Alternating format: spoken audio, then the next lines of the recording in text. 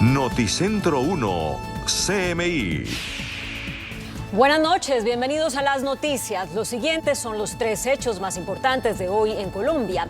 El salario mínimo en $1.000.000 para el 2022. El ministro de Trabajo, Ángel Custodio Cabrera, anunció que hay acuerdo con los empresarios y las centrales obreras para llevar el salario mínimo a $1.000.000 por mes. Las partes discuten el ajuste del subsidio al transporte y medidas para compensar los efectos de la inflación en el poder adquisitivo de los trabajadores. Se espera que en las próximas horas se anuncie formalmente el incremento de sueldos. Ampliaremos esta noticia en nuestra emisión nacional a las 9 de la noche. Lo sucedido durante las protestas de septiembre en Bogotá fue una masacre policial. Esta es la conclusión de la relatoría sobre lo sucedido el año pasado en la capital del país, tras la muerte de Javier Ordóñez a manos de uniformados. La alcaldesa Claudia López rompió en llanto y pidió perdón a las víctimas de la violenta jornada.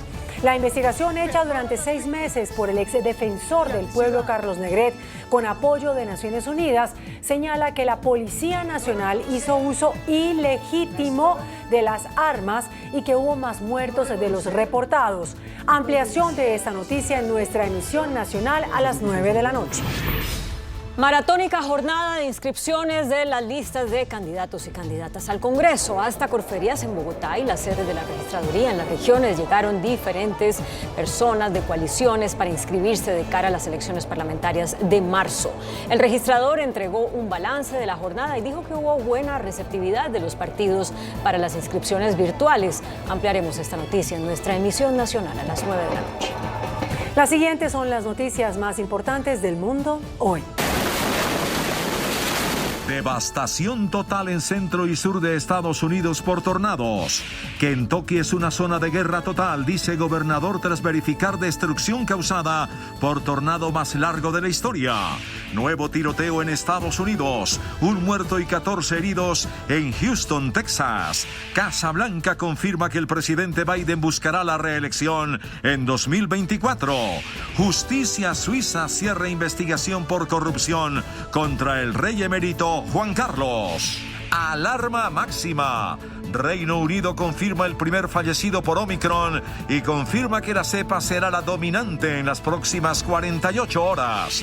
La cepa Omicron ya está en 6 países de América y se sigue expandiendo. Perú declara toque de queda en Navidad. Alerta en China. Autoridades confirman el primer contagio con Omicron en el país. Nueva emergencia en La Palma por erupción del volcán. Autoridades ordenan confinamiento total. Graves inundaciones en oriente de Brasil. 7 muertos y al menos 70.000 damnificados. Más problemas para Trump. Filtran correo de ex asesor suyo que ofrecía apoyo de la Guardia Nacional a quienes se tomaron el Capitolio. La revista Time elige al millonario fundador de Tesla y SpaceX, Elon Musk, como la persona del año. Familiares, amigos y admiradores despiden a Vicente Fernández en una ceremonia en su rancho de Guadalajara. Alcaldesa de Bogotá, Claudia López, habla sobre informe que revela excesos de las autoridades durante las protestas en Pregunta Yamir. Con Claudia Palacios y Margarita Ortega. Como una zona de guerra, así describen en Kentucky el devastador panorama que dejó al menos 74 personas muertas y más de un centenar desaparecidas, luego de los más de 50 tornados que azotaron el centro y sur de Estados Unidos. La serie de tornados más intensa que se recuerda azotó varios estados de Estados Unidos y dejó decenas de muertos y un número indeterminado de desaparecidos, además de una estela de devastación que se ha llevado por delante poblaciones enteras y ha provocado incontables daños. La tormenta, que comenzó en la noche del viernes, golpeó con fuerza a Arkansas, Illinois, Missouri, Mississippi, Tennessee, pero fue en Mayfield, en el estado de Kentucky, que la devastación fue peor. Al menos 100 personas en esa ciudad quedaron sin hogar y les tocó buscar refugio en iglesias y colegios. I lost everything in my apartment, even my car. And people that live in the apartment with me, they lost everything too, so I don't have anything, but what I got. Los servicios de emergencia continúan buscando supervivientes en una fábrica de velas convertida en un símbolo de la devastación. I've never been through anything like that in my life, and then the bus I was in, we got stuck downtown, and all the rubble I went through, it was like a war. I don't know how you explain, like a war zone or something. It was awful, so awful. En Dawson Springs, en el oeste del estado, alrededor del 75% de la pequeña ciudad desapareció. El presidente de Estados Unidos, Joe Biden, por su parte, quien lamentó la situación, declaró un estado de catástrofe mayor para Kentucky y aseguró enviarán ayudas. So many people are facing immense loss. And we talked about how we can accelerate and expand federal assistance to those in desperate need. El tornado tocó tierra y se mantuvo así durante 365 kilómetros, lo que lo convertiría en el que mayor distancia ha recorrido desde que hay registros en el país. Un muerto y al menos 14 heridos deja un nuevo tiroteo en Estados Unidos, esta vez en la ciudad de Houston, en el estado de Texas, cuando un grupo de aproximadamente 50 personas realizaban una vigilia por la vida de un joven que fue asesinado en su casa. La violencia armada en territorio estadounidense se cobró una nueva víctima y tiñó de sangre la que era una vigilia por la vida. Todo ocurrió en la ciudad de Houston, Texas, donde un grupo de aproximadamente 50 personas se reunió para rechazar el asesinato de un joven en su propia casa hace varias semanas, cuando un vehículo se acercó y alguien comenzó a disparar contra la multitud en la que se encontraban niños. Al menos 14 personas fueron heridas por los disparos y una mujer de 20 años falleció en el lugar de los hechos. El tiroteo aún se encuentra bajo investigación y ningún sospechoso ha sido identificado, aunque hasta el momento se sabe que la policía encontró un vehículo incendiado cerca de la escena y no se descarta que el hecho violento se haya debido a un enfrentamiento de pandillas. El presidente de Estados Unidos, Joe Biden, tiene toda la intención de buscar la reelección en 2024, a pesar de su baja popularidad sin haber cumplido un año en el gobierno. Así lo dio a conocer la Casa Blanca en respuesta a los crecientes rumores sobre discusiones dentro del Partido Demócrata respecto a la posibilidad de que Biden se presente en 2024. Discusiones que no solo son por su menguada popularidad, sino por su avanzada edad. A sus 79 años, Biden es el mandatario de mayor edad en la historia estadounidense. Y también en Estados Unidos, las víctimas de los abusos del exmédico Larry Nassar llegan a un acuerdo millonario con la Federación de Gimnasia de ese país. La compensación es de $380 millones. El monto, que llega después de un proceso judicial de 5 años, es el segundo más grande que se ha otorgado a las víctimas de estos abusos en Estados Unidos. Nassar fue sentenciado a cadena perpetua en 2018 después de ser declarado culpable de abusar de más de 350 mujeres, entre ellas la campeona mundial y olímpica Simone Biles. La justicia suiza cerró el caso de corrupción contra el rey emérito Juan Carlos I. Los investigadores exoneraron a todos los involucrados, incluida su examante Corina Larsen, y a otros intermediarios, quienes estaban bajo la lupa por un presunto cobro de comisiones irregulares por $100 millones. La justicia suiza anunció que archivó la investigación sobre los bienes del rey emérito español Juan Carlos I en ese país, entre ellos unos $100 millones girados por Arabia Saudí. La Fiscalía de Ginebra indicó que la instrucción no permitió establecer de manera suficiente un vínculo entre el monto recibido de Arabia Saudí y la conclusión de contratos sobre la construcción de un tren de alta velocidad en ese país en 2011. Juan Carlos I ha estado siendo investigado por el origen opaco de su fortuna durante los últimos años. Además del caso en Suiza, que se acaba de cerrar, en España ha tenido abiertos varios procedimientos. Reino Unido anunció la primera víctima mortal por la variante Omicron en el mundo. Las autoridades se declararon en alerta máxima tras informar que la cepa será la dominante en el país en las próximas 48 horas. Desde que se detectaron los primeros casos de Omicron el 27 de noviembre en el Reino Unido, el primer ministro Boris Johnson impuso restricciones más estrictas y le pidió a la nación que a menos de que se tomen medidas podría haber 1 millón de personas infectadas con Omicron para fin de año. Hoy Johnson confirmó la que sería la primera muerte registrada a nivel mundial por la variante, a menos de 3 semanas de los primeros reportes oficiales de la cepa en Sudáfrica. Sadly, yes, Omicron is producing hospitalizations, and sadly at least one patient has now been confirmed to have died with Omicron. Las autoridades sanitarias de Reino Unido informaron que la variante Omicron se está extendiendo a un ritmo extraordinario y que ahora es responsable de más del 40% de las infecciones de COVID en Londres y se convertirá en tan solo 2 días en la cepa dominante en la nación. While Omicron represents over 20% of cases in England, we've already seen it rise to over 44% in London.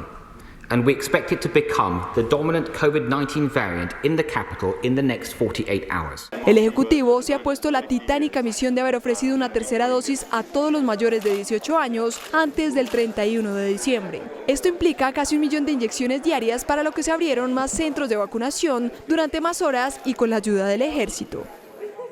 Ya son 6 los países del continente americano que han detectado la cepa Omicron entre sus ciudadanos contagiados con COVID-19.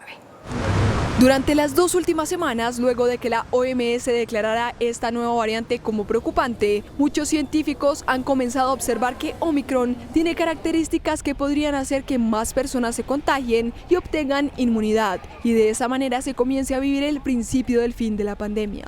Esta nueva cepa ya hace presencia en el continente americano en al menos 6 países, y según la OPS, es solo cuestión de tiempo para que circule en otros. Canadá fue el primer país en reportar casos de esta variante en las Américas al informarlas el 28 de noviembre, y le siguió Estados Unidos, mientras en Latinoamérica, Brasil el 30 de noviembre fue la primera nación en reportar, y México fue la segunda que notificó el pasado 3 de diciembre de su primer caso. Respectivamente, el 4 y el 5 de diciembre, Chile y Argentina notificaron los primeros contagios de esta nueva cepa. Ante la inminente llegada de Omicron al continente, los gobiernos de la mayoría de los países como Perú, Colombia y Cuba han respondido con restricciones aéreas a países africanos, nuevos requisitos sanitarios para permitir la entrada al territorio y una mayor vigilancia sanitaria. China confirmó el primer contagio de la variante Omicron del coronavirus en la ciudad de Tianjin, en el norte del país. Las autoridades de la ciudad china de Tianjin notificaron un caso de la variante Omicron de coronavirus, el primero del que se tiene constancia en el gigante asiático. El primer caso de Omicron correspondería a una persona que llegó a Tianjin procedente de otros países, si bien no ha trascendido ni la nacionalidad del paciente ni su lugar de procedencia. La persona habría dado positivo por primera vez el pasado jueves y es asintomático, aunque permanece en un hospital aislado por precaución. El Ministerio de Sanidad chino notificó este lunes 80 nuevos casos de la COVID-19 de transmisión local, en particular por el repunte de los contagios en la provincia de Zhejiang. El Papa Francisco respaldó a los obispos franceses luego de la crisis de abusos en ese país. Esto fue en una reunión con la delegación de sacerdotes franceses. El pontífice se pronunció, manifestó su confianza en las decisiones que se han tomado para afrontar los casos de abusos sexuales tras la investigación que documentó más de 330.000 casos de pederastia cometidos por miembros de la Iglesia Católica Francesa. La calidad del aire sufrió hoy un grave deterioro en la isla de La Palma, en España, por una nueva erupción del volcán Cumbre Vieja y obligó a confinar en sus casas a todos los habitantes de 3 municipios. Unas 33.000 personas tuvieron que encerrarse en los llanos de Aridane, El Paso y Tazacorte debido a las emisiones de dióxido de azufre que habrían alcanzado niveles extremadamente peligrosos. Al menos 17 personas resultaron heridas en enfrentamientos entre la caravana de migrantes y las autoridades en Ciudad de México. Un choque entre policías y un grupo de migrantes que avanza en caravana hacia Ciudad de México dejó 17 heridos, entre ellos 13 agentes de policía.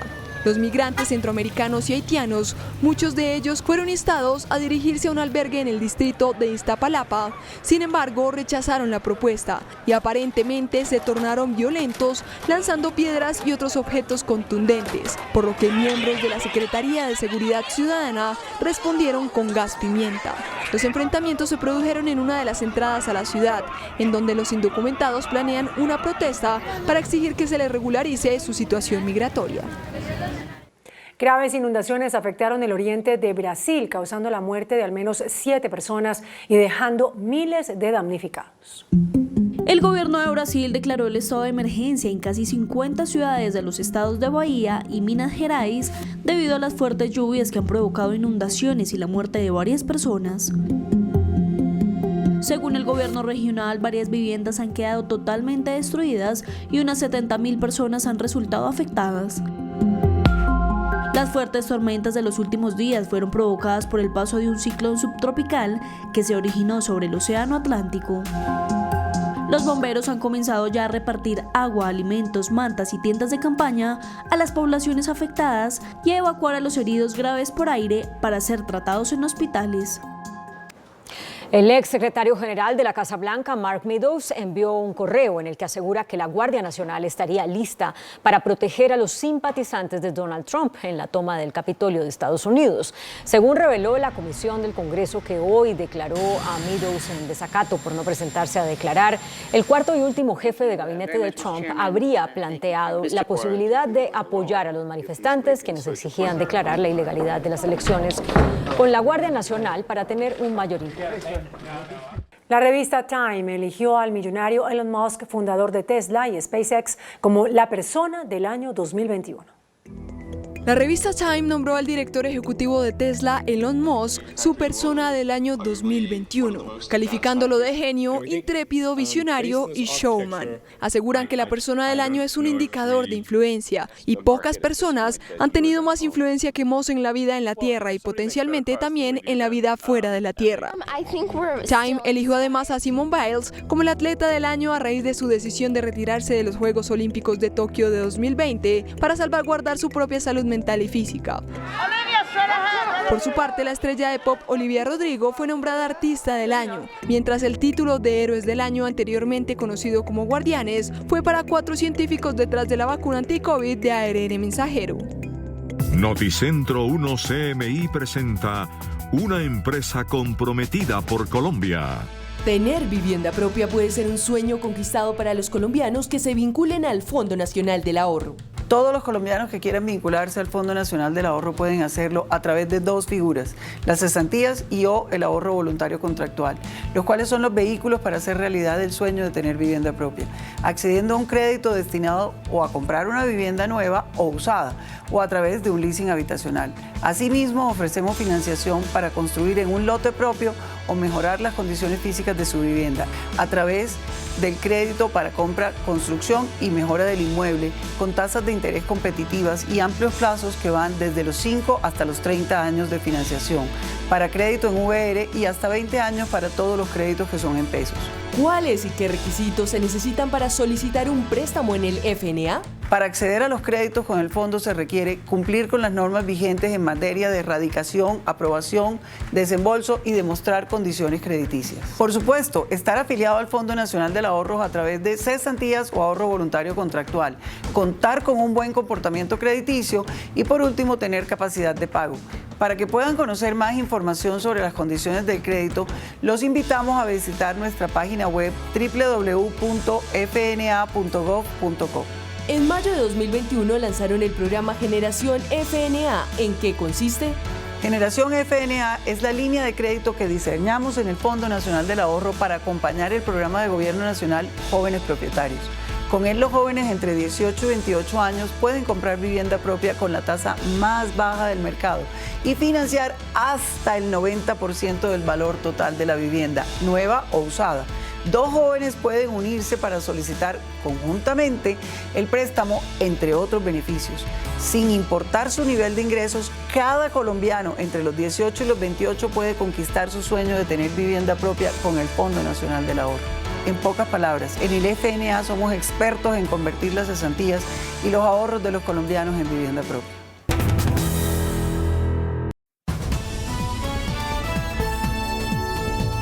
Noticentro 1 CMI. Acuerdo concertado. Salario mínimo será el año entrante de 1 millón de pesos. Empresarios y trabajadores acogen propuesta del gobierno. Es un aumento histórico, dice el presidente Duque. Vaticinan cascada de aumentos del 10% por alza en salario mínimo.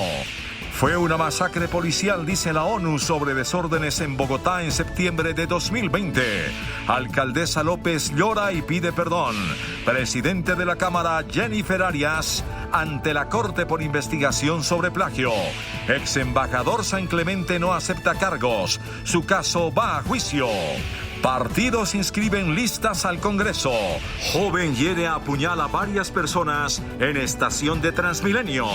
Seguirán actuales contratistas en Hidroituango. Con Claudia Palacios y Margarita Ortega.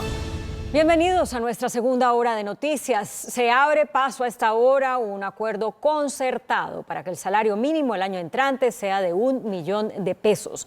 A esta hora, el gobierno, empresarios y trabajadores ultiman los detalles de lo que sería en realidad un acuerdo histórico. Juan Armando Rojas, buenas noches. Detalles de los avances de la negociación. Claudia, buenas noches. Los detalles de estos avances están en un borrador de acuerdo sobre el que a esta hora todavía se están ultimando los detalles finales, pero ya hay un consenso en lo fundamental y es llevar el salario mínimo el año entrante a la cifra de $1.000.000. Así transcurrió esta jornada de negociación. La Comisión de Concertación sesionó hoy todo el día en busca de un consenso sobre el ajuste de salarios para el 2022. El ministro de Trabajo, Ángel Custodio Cabrera, informó que hay consenso en torno al salario básico de $1.000.000, pero todavía falta cerrar el acuerdo en torno a temas como el subsidio de transporte. En lo que se refiere al $1.000.000, estamos totalmente de acuerdo todos, tanto empresarios como centrales obreras y el gobierno nacional. Las centrales obreras presentaron formalmente su propuesta. Piden, entre otros aspectos, congelamiento de tarifas de servicios, gasolina y otras medidas para compensar el impacto de la inflación. Proponemos que entre los dos, subsidio de transporte y el salario mínimo, deberían estar para el año 2022 en $1.125.000. Este ha sido el aumento del salario en los últimos años. Para 2019, cuando estaba en $828.116, tuvo un incremento en el año 2020 a $877.802. Este año está vigente un ajuste o un salario de $908.526 y para el 2022 subiría a $1.000.000 una vez se materialice el acuerdo. La diferencia, según este borrador de acuerdo que conoció Noticentro 1 CMI, está en el subsidio de transporte, que los empresarios han planteado en $117.000, pero según la aspiración de las centrales obreras, pues la idea es llevarlo a $125.000 mensuales. Desde el occidente de Bogotá, Juan Armando Rojas, Noticentro 1 CMI. Gracias, Juan Armando. Justamente los empresarios respaldan al presidente Iván Duque en su propuesta de elevar el salario mínimo hasta $1.000.000 y señalaron que quieren rendir un homenaje a los trabajadores que han pasado dificultades como consecuencia de la pandemia. Una reunión de trabajo realizó esta tarde en la Casa de Nariño el presidente Iván Duque con empresarios con quienes analizó su propuesta de elevar el salario mínimo hasta $1.000.000. Todos apoyaron el reajuste. Las situaciones extraordinarias requieren de soluciones extraordinarias. El año 2020 fue un año indudablemente duro para la mayoría de los colombianos, para las personas, incluso para el Estado, para las empresas, algunas de ellas no sobrevivieron. Este gesto de los empresarios reconoce, como lo mencionaba el presidente, el que estamos viendo el esfuerzo de todos los trabajadores en el último año y medio. Creemos que es un año de solidaridad. Sus palabras de dignificar a los trabajadores son ciertas en este momento y por lo tanto queremos darle las gracias y como empresarios apoyar esta importante iniciativa. Este crecimiento económico no puede mostrar algo distinto que generar abundancia para todos y creo que el esfuerzo que hoy hace el empresariado de poder llevar ese salario mínimo a $1.000.000, que era lo que nos estábamos proponiendo, es maravilloso. El presidente de Colombina, César Augusto Caicedo, también señaló que el aumento del salario mínimo es el resultado de la reactivación económica. Por su parte, el presidente Iván Duque afirmó que el incremento del salario mínimo que está proponiendo para llevarlo a $1.000.000 es algo histórico.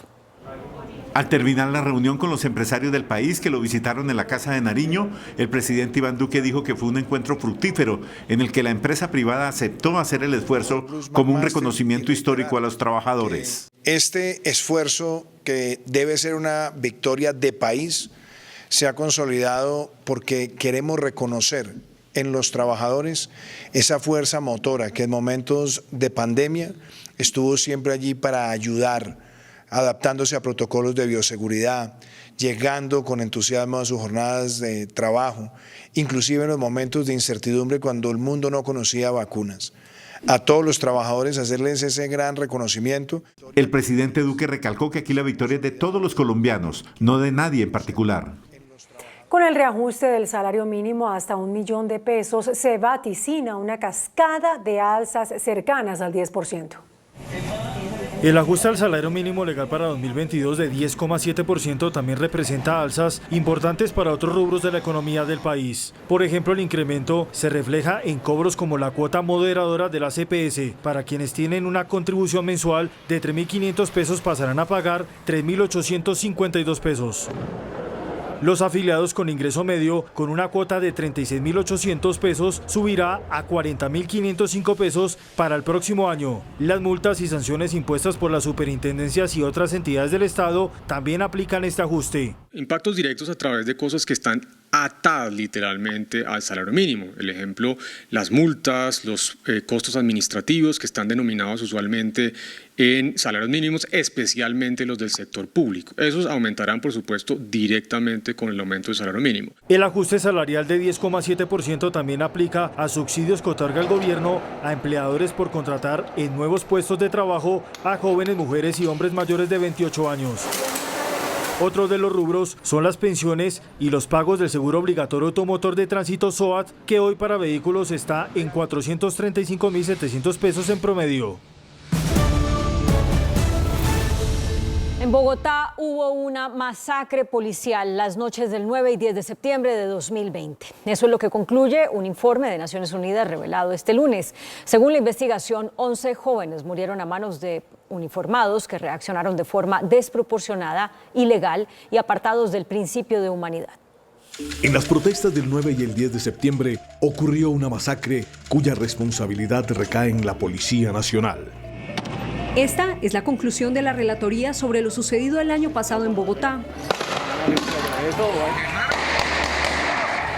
Su actuación causó una masacre que cobró las vidas de 11 jóvenes. Lo que ocurrió no se le puede llamar de otra manera, masacre. La investigación hecha durante 6 meses, presentada este lunes por el exdefensor del pueblo Carlos Negret como relator independiente con el apoyo de las Naciones Unidas, revela que hubo más muertos de los reportados. En total, 14 personas perdieron la vida, 11 por balas disparadas por agentes de la policía. Uno de ellos, Cristian Alberto Rodríguez, quien no había sido reconocido por las autoridades. Nadie dio la orden de no disparar contra nuestra juventud. Esa era la orden que se tenía que dar. La relatoría llama la atención por la violencia con la que actuó la policía en contra de los jóvenes en Usaquén, Suba, Engativá, Kennedy, Soacha. Yo no estaba haciendo nada, mira. Los policías se ensañaron contra la gente más pobre de esta ciudad, creyendo que por esto los podían matar, herir y que hacerlo no tenía una consecuencia alguna. Finalmente, la relatoría recomienda a la policía a pedir perdón, al Congreso y al Gobierno Nacional crear una ley que garantice la reparación de las víctimas de la Policía Nacional y a la Fiscalía acelerar las investigaciones, pues 15 meses después los avances son residuales y los casos podrían transitar hacia la impunidad. La alcaldesa de Bogotá, Claudia López, rompió en llanto al recordar a las víctimas de las noches de terror que vivió Bogotá el 9 y el 10 de septiembre de 2020 y pidió perdón por lo sucedido. Asumo enteramente la responsabilidad que me compete. Ofrezco una vez más perdón a las víctimas y a mi ciudad. La mandataria reconoció su responsabilidad institucional y política por no haber prevenido la muerte de 14 personas y los más de 500 heridos entre civiles y uniformados. Lo ocurrido entre el 9 y el 11 de septiembre en la ciudad de Bogotá y en nuestro vecino municipio de Soacha fue una masacre policial. López pidió una audiencia con el presidente de la República para presentar el informe. Vuelvo a solicitarle una vez más al comandante en jefe de la Policía Nacional, el señor presidente de la República, que reconozca la gravedad de lo ocurrido entre el 9 y el 11 de septiembre Hasta el momento, solo 4 policías han sido imputados por el delito de homicidio, pero fueron 14 los muertos. Pese a las imputaciones, ningún uniformado ha sido suspendido. La presidenta de la Cámara de Representantes, Jennifer Arias, asistió este lunes a una diligencia de versión libre en la Corte Suprema de Justicia por el presunto plagio de su tesis de maestría. Ante el magistrado Héctor Alarcón, Arias defendió su inocencia luego de que la Universidad de Externado certificara que en su tesis hubo plagio. Ahora la Corte deberá definir si abre una investigación formal. En el municipio de Mayama, en Nariño, se reportó el asesinato de 4 personas. Según las autoridades en Nariño, la muerte de los integrantes de una misma familia habría sido ejecutada por integrantes del ELN. El hecho es materia de investigación por parte de las autoridades competentes. El ex embajador de Colombia en Uruguay, Fernando San Clemente, no aceptó los cargos que le imputó la Fiscalía por el caso de la narcofinca. Ahora enfrentará un juicio por presunta destrucción de pruebas.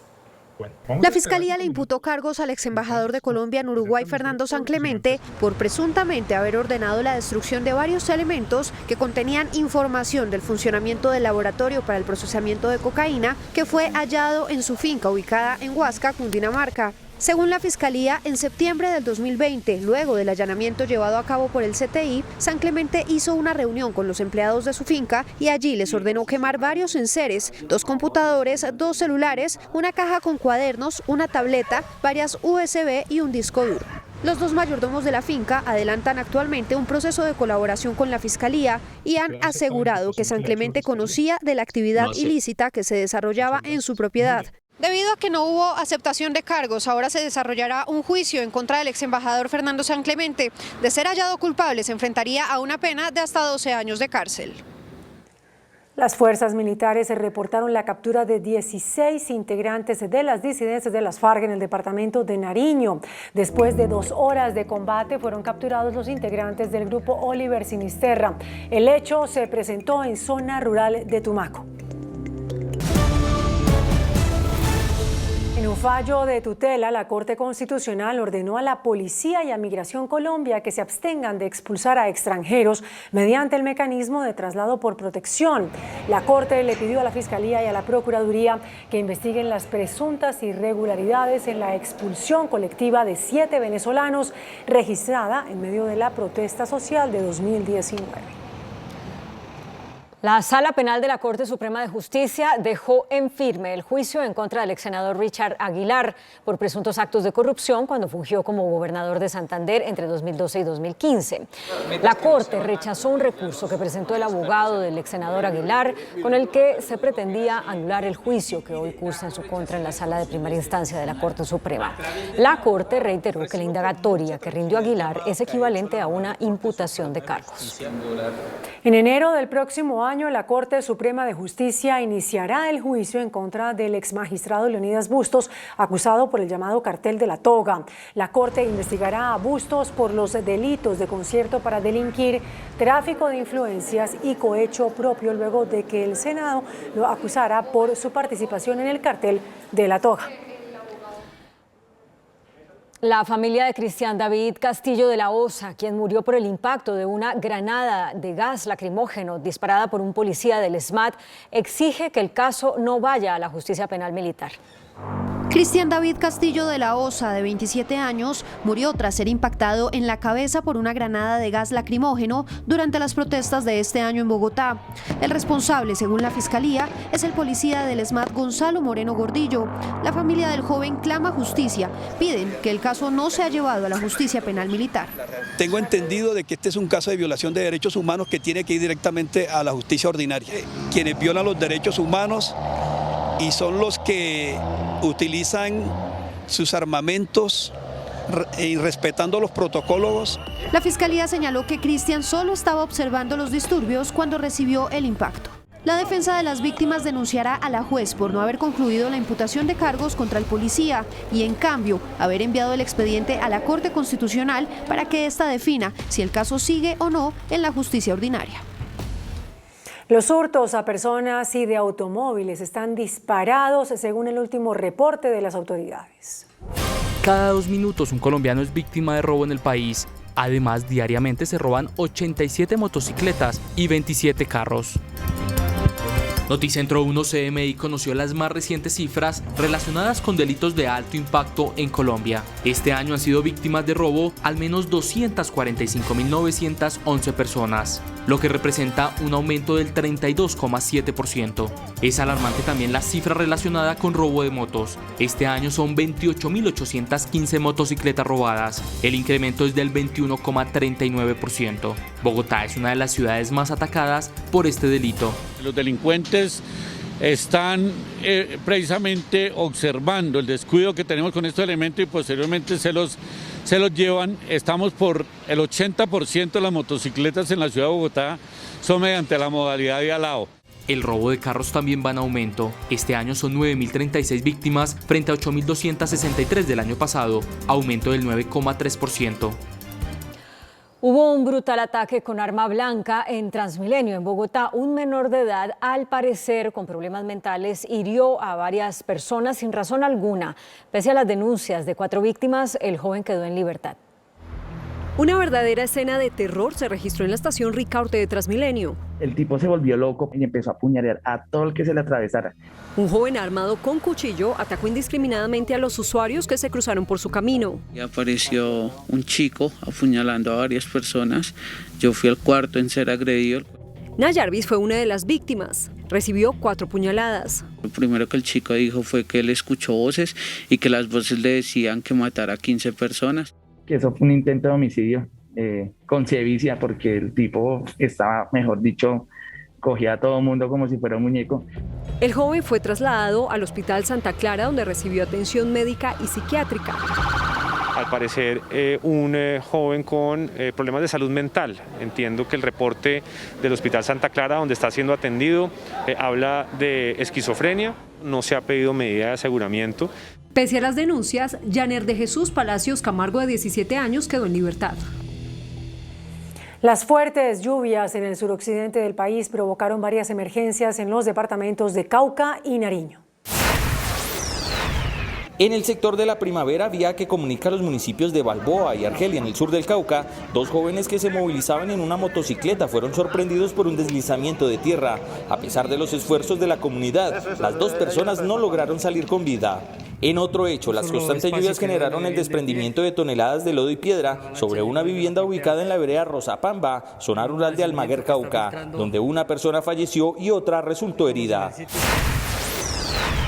17 municipios del departamento de Nariño se declararon en calamidad pública por las fuertes lluvias que se registran en la segunda temporada de lluvias. Muchos de ellos se encuentran aislados por las dificultades de movilidad que se presentan.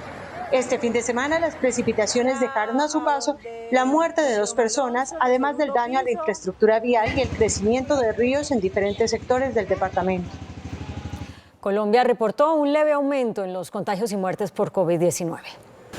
Quinto día consecutivo con aumento en los contagios y las muertes por COVID-19. Este lunes el Ministerio de Salud confirmó que otras 2.287 personas se infectaron de COVID-19. Los casos activos también subieron a 12.738. Las muertes reportadas en las últimas 24 horas, otras 56. El total de fallecidos por COVID-19, 129.163. Recuperados aumentaron con otros 2.051 para un total de 4.935.876. Las cifras de los últimos 4 días, el comportamiento de la pandemia. Día viernes, 1.687 contagios, 42 fallecidos. Día sábado, 1.813 contagios, 45 fallecidos. Ayer, 2.026 contagios, 51 fallecidos. Hoy, 2.287 casos, 56 fallecidos. La Misión para la Gestión Integral de los Humedales en Bogotá entregó a la Alcaldía Mayor un estudio en el que presenta varias estrategias para que la ciudad pueda aprovechar estos espacios y convertirse en una ciudad anfibia. Esto quiere decir que utilice los espacios o estos espacios mejor para enfrentar el cambio climático. Bogotá cuenta con 15 humedales que son un verdadero paraíso en medio de esta jungla de cemento. Para la misión de expertos, el principal reto es convertir a la capital en una ciudad anfibia. Una ciudad que ve, reconoce, incorpora los humedales y el funcionamiento del agua dentro de su ciudad, incluso como una primera medida para enfrentar la variabilidad climática y el cambio climático. Los humedales son ecosistemas de gran valor natural y cultural, constituidos por un cuerpo de agua permanente o estacional, y son el futuro de una ciudad que le quiere aportar a la conservación de la biodiversidad del planeta. La misión lo que hace es darnos la información para pensar en los humedales estratégicamente. La red de humedales conformada por la ciudadanía se siente desplazada de estas decisiones. Ya que lo socialicen, socializar es una cosa a participación ciudadana. Entonces realmente sentimos que no hubo la participación ciudadana como tal. Faltando 2 semanas para terminar el año, la DIAN anunció que ya se superó la meta de recaudo de 2021. Los empresarios y contribuyentes en general en Colombia, que el año pasado pagaron impuestos por más de 136 billones de pesos a la DIAN, este año aumentaron esas contribuciones hasta 164 billones de pesos, superando la meta trazada por la DIAN. Este es un momento muy importante porque nunca antes se había alcanzado un recaudo tan alto y faltando varios días para cerrar el año. Esto es gracias a un compromiso y aporte de todos. Nuestro país puede mantener esa sostenibilidad fiscal y avanzar en el camino de la reactivación económica. Las principales fuentes de recaudo son la retención y las rentas, el IVA y los impuestos de aduanas. El presidente de la Agencia Nacional de Infraestructura, Manuel Gutiérrez, anunció la adjudicación del proyecto de la avenida longitudinal del sur que irá de Soacha a la calle 13 de Bogotá. El proyecto que conecta El Muña desde el municipio de Soacha con la calle 13 al occidente de Bogotá busca desviar el ingreso de transporte de carga por la capital del país. El contrato adjudicado a Estructura Plural a Lo Sur tendrá una longitud de 24.5 kilómetros y una inversión de 1.17 billones de pesos. Los proyectos de quinta generación que permitirán dar un salto definitivo en la competitividad del país ya están siendo adjudicados. Se espera generar 19.743 empleos y beneficiar a más de 2 millones de habitantes. Se amplía hasta enero la oferta pública de adquisición de acciones del Grupo Nutresa por parte del Grupo Gilinski. Al 12 de enero de 2022 se extendería la oferta pública de adquisición para la compra de las acciones de Nutresa. A la fecha y de acuerdo con el reporte de la Bolsa de Valores de Colombia, se tiene un bajo promedio de aceptaciones que para hoy lunes se registraron 129 recibidas para un acumulado de 618. Esto genera una cantidad de acciones de 2.959.291 títulos que apenas representa el 1,03%. La OPA está próxima a concluir el 17 de diciembre y por ello se toma la decisión de una ampliación por parte del oferente, en este caso el Grupo Gilinski. Aún se mantienen las movidas por la entrada de nuevos socios. Cabe notar que la propuesta mínima va por el 50,1% y un máximo de 62,62% por las acciones de Nutresa. El índice de capitalización de la bolsa, que mide el comportamiento de las 20 principales acciones, cerró a la baja. El informe bursátil. El índice selectivo MSCI Colcap de la Bolsa de Valores de Colombia bajó 2,54% a 1.353 puntos. La acción de Fabricato fue la que más subió, con una valorización de 2,56% a 8 pesos. La acción de Interconexión Eléctrica ISA fue la que más bajó, con una pérdida de 5,18% a 20.500 pesos. La acción más negociada de la jornada fue la de Preferencial Bancolombia, al movilizar 14.000 millones de pesos, con una variación negativa de 4,07% a 30.890 pesos. El alcalde de Medellín, Daniel Quintero, afirmó que los contratistas que construyen el proyecto de Hidroituango seguirán al frente de la obra.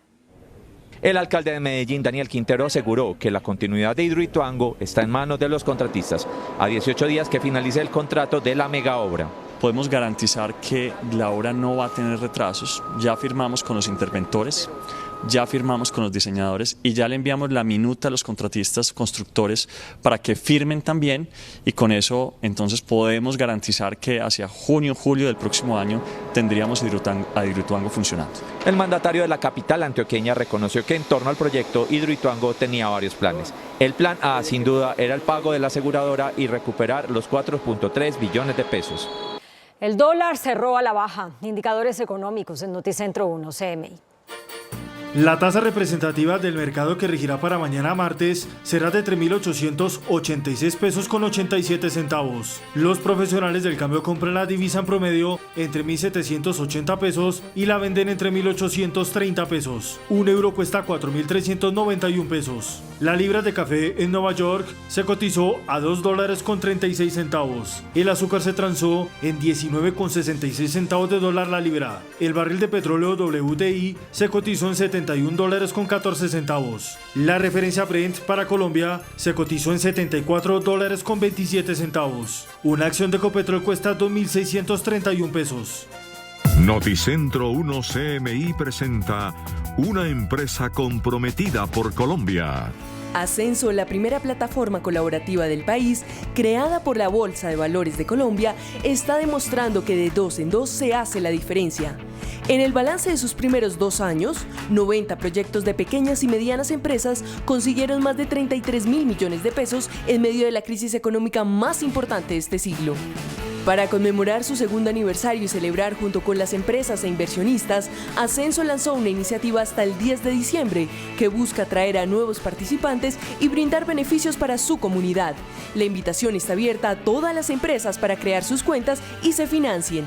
Como regalo de aniversario, el Fondo Nacional de Garantías anunció que ampliará en un 50% las garantías en la plataforma. Esto se traduce en que más pymes podrán financiarse en su conjunto por más de 51.000 millones de pesos. Quienes deseen hacer parte de esta plataforma que se posicionó como una opción para jóvenes inversionistas, ingresen a www.adoscenso.com.